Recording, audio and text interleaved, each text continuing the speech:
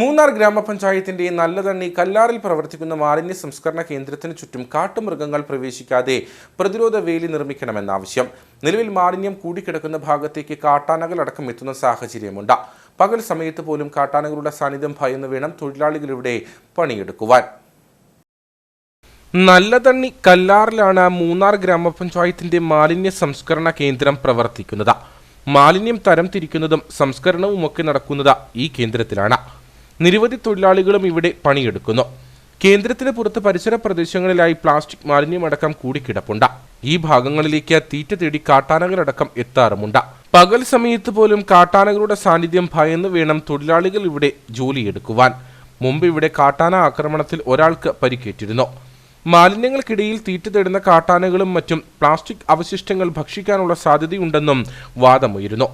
ഈ സാഹചര്യത്തിലാണ് മാലിന്യ സംസ്കരണ കേന്ദ്രത്തിന് ചുറ്റും കാട്ടുമൃഗങ്ങൾ പ്രവേശിക്കാതെ പ്രതിരോധ വേലി നിർമ്മിക്കണമെന്ന ആവശ്യം ഉയർന്നിട്ടുള്ളത്. അപ്പോൾ ഇത് വലിയ അപകടമാണ്.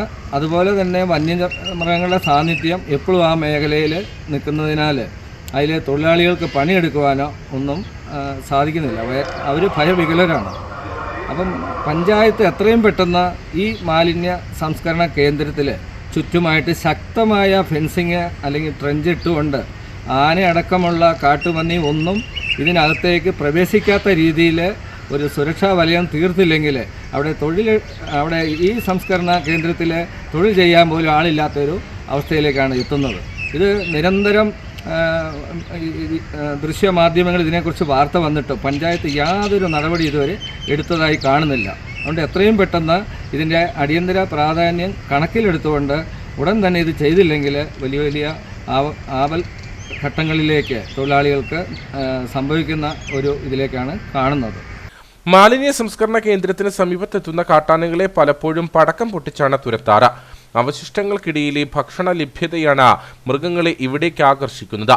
മാലിന്യ സംസ്കരണ കേന്ദ്രത്തിന് ചുറ്റും പ്രതിരോധ വേലി സജ്ജമാക്കണമെന്ന നിർദ്ദേശം മുമ്പ് വനം വകുപ്പും മുമ്പോട്ട് വച്ചിരുന്നു.